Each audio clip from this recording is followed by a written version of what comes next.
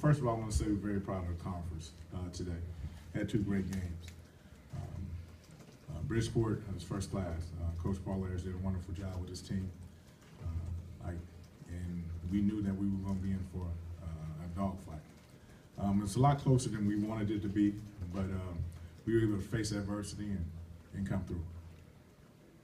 Corey, what'd you do at halftime to kind of convince your players that the pace of the game hasn't changed? Oh, you mean besides yell? Yeah, basically stared them down and raised my voice just a tad bit, but I wanted them to try to understand that, no one's just going to roll over for you just because of your ranking or anything. You have to come to play each and every minute. You got to be ready for 32 minutes, and we knew that Bridgeport was going to be ready. It was basically a 0-0 game coming out of half. We held them to 19, they held us to 19, so we knew it was going to be a defensive struggle. We knew that the team that was going to get the most runs and be able to sustain the runs was going to be the one that was successful. The toughest part of it, I can't lie to you guys, like at the end when you get a call like that with 0.9 seconds, that's very frustrating, of course. But fortunately for us, the basketball guys knocked the second free throw out, so it kind of put things in perspective and gave us a second opportunity. And we ran with the second opportunity. Assuming you didn't like the pace of the slowdown in the first half. Well, we knew that was going to happen. I mean, we knew that. Like, I don't know if people realize, but some of our situations are very similar. As teams like us and Bridgeport play very similar. Like I said before, Coach Marshall and Paul Ayers are some of the people, like when I first got here, some of the people I talked to. So we knew that if you're able to play aggressive defense, sometimes the games are going to be ugly. So the pace is not going to be as fast as you would like. So we were not able to get the transition buckets. But this year, compared to last year, we worked a lot on our half-court sets. So we were able to play a different style of basketball if needed. So, I mean, we don't like it, but it worked. What was that mindset going into overtime? Did you feel like there was new life after the missed free throw? Well, I felt it was justified. I mean, you guys coach, so the ball. Throw the ball ahead. People playing good defense, and all of a sudden you get a call 0.9 seconds. To keep your kids motivated. It's tough. It's very tough because they felt that they worked their butts off. But like I said, those are the only people that have to be perfect. And each and every person is going to, make calls that you like or you don't like. But fortunately for us, the kids bought in. They kind of realized, hey, coach is not lying. Hey, Bridgeport came to play. So you have to be prepared because everything's not going to go your way. And so our mindset was, thank God that we got another opportunity. That's what it was. Emily, and in the overtime, did you just think to yourself, you get the ball, I'm going to take over here? Yeah, pretty much, because I knew that my shot from the foul line was pretty much on tonight, and I wanted to get the ball in my hands, and so I knew I could step up and knock down those big free throws for my team. Emily, you only had 2 points in the first 2 quarters. When did you feel the game started to come to you? Well. You listen to coach, you got to tell him. Yeah. Yeah. I don't know. Finished with 32. Oh, well, pretty much coming out of the locker room, I knew that we had to step up and play ball like we know how to play it, and we just got together as a team, and I'm giving all my credit to my team from how my 30 points in the second half. I wouldn't have scored that many if they weren't looking for me and they weren't getting the ball in my hands. So I give all my credit to my team. Obviously, Emily, kind of asked the thing I asked the coach. Did you feel more comfortable in the pace of the second half, like you guys felt more in rhythm? I think things didn't really pick up first until overtime. So we weren't really playing our game at all.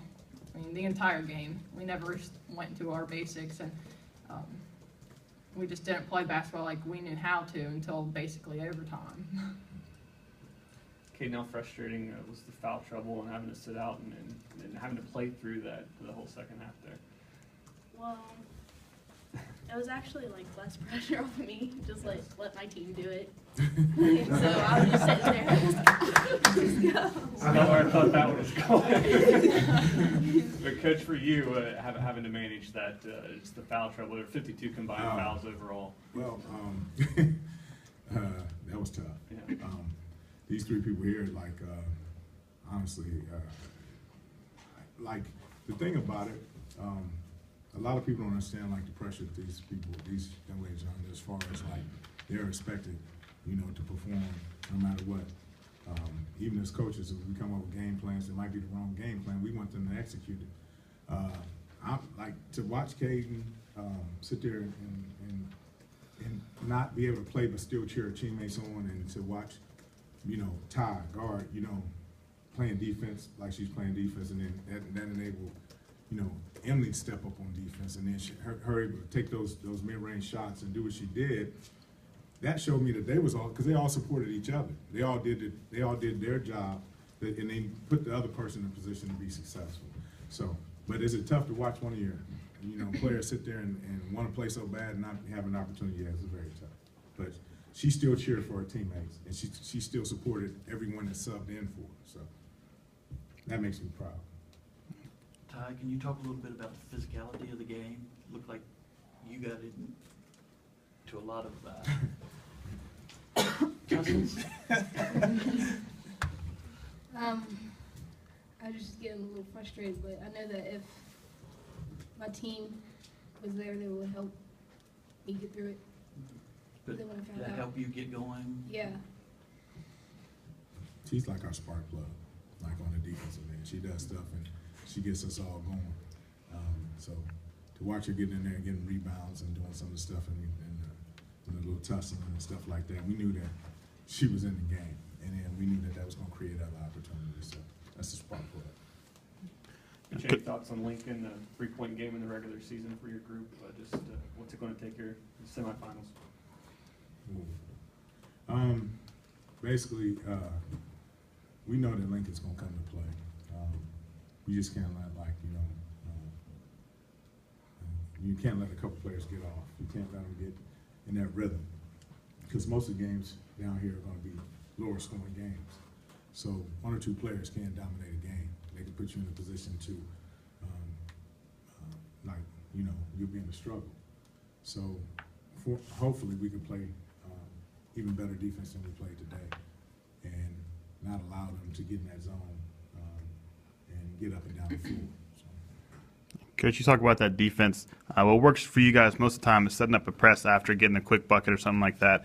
The shots didn't really fall for you guys as much today, so that press was a little bit non-existent at times.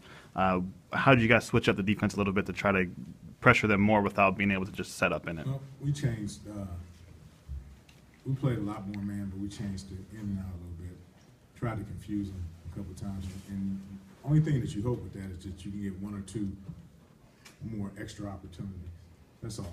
I mean, presses are not always going to work, but you don't need it to work the whole time, but you need those one or two extra opportunities, which it did for us. Like, it put us in a position that we were able to get, you know, we was down like 4, and then, you know, we get a steal or an opportunity to score, or we get a big 3, we down 1 or something. We get so, and then they come back and score.